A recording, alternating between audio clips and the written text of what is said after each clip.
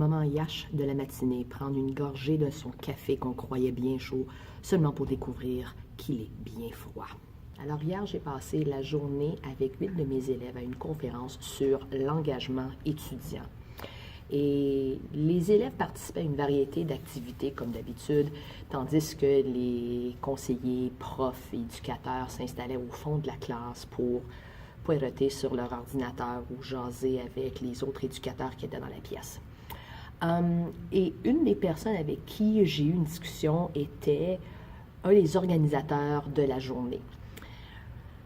Il avait mentionné que les véritables acteurs de changement à l'école, dans la société, ce sont les jeunes. Et je suis entièrement d'accord avec lui.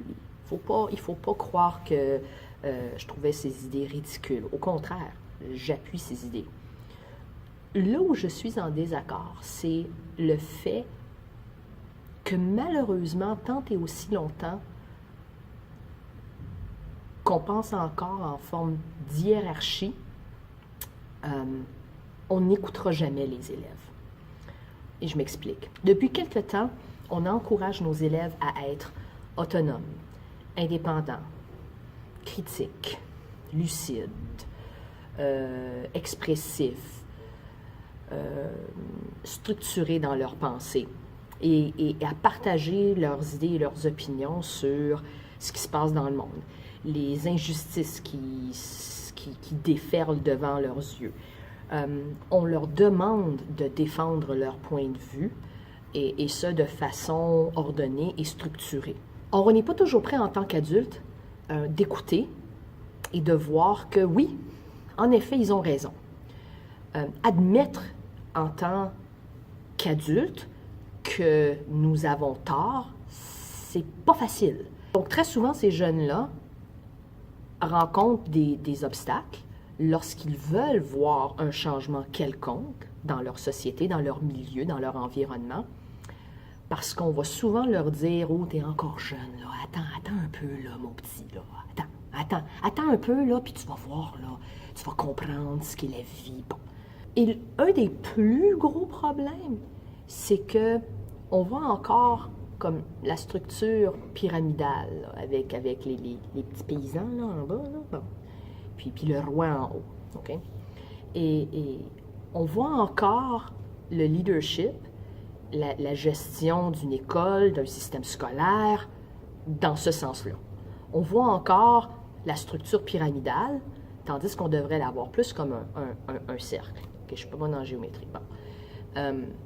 Le vrai leadership de collaboration, collaborative leadership, c'est comme une chaîne. Et tous les éléments de cette chaîne, ce sont des maillons. Puis cette chaîne ne peut pas exister s'il manque un maillon. En tant que prof, ma réalité est définie par les élèves qui sont dans ma classe. Si les élèves ne sont pas là, je n'ai pas de job. La réalité des élèves, elle est définie par ma présence et mon travail dans la classe. Si je ne suis pas ici, ils n'ont pas de classe, ils n'ont pas de cours, ils n'ont pas de prof. L'école ne peut pas être gérée comme il faut sans la présence de directeurs ou de directrices. Leur tâche est très différente de la nôtre, mais leur tâche existe. Donc, si on veut voir un vrai engagement social, un engagement qui promouvoit les changements qu'on doit voir au niveau des problèmes de racisme, de discrimination, d'homophobie et toutes les autres formes d'injustice sociale qui existent. Si on veut voir ces vrais changements-là, il faut arrêter de penser en triangle et penser plus en cercle. Parce qu'ils ont leur part à dire, ces élèves-là, quand il s'agit des problèmes qui existent, pas juste dans la classe, mais dans la société. Il faut peut-être prendre le temps d'arrêter de voir les choses de haut et de comprendre que la vérité puis la réalité, elle est très différente de leur point de vue, de leur perspective. Et tant et aussi longtemps qu'on est encore ancré dans cette façon de penser que je suis prof, je suis au-dessus d'eux, au-dessus des élèves, le directeur est au-dessus de moi, le directeur régional est au-dessus de moi, le directeur de la commission scolaire est au-dessus de moi, on n'aura jamais de vrai changement. Parce que les perspectives sont très différentes. Et si on cherche véritablement à former des jeunes qui vont devenir des citoyens impliqués et engagés, il faut arrêter de voir ça à travers nos lentilles et voir la réalité à travers leurs lentilles. Et comprendre que ils ont une part égale dans la réalité que nous vivons tous. Donc, je suis partie de cette conférence avec mes 8 élèves, me disant, j'espère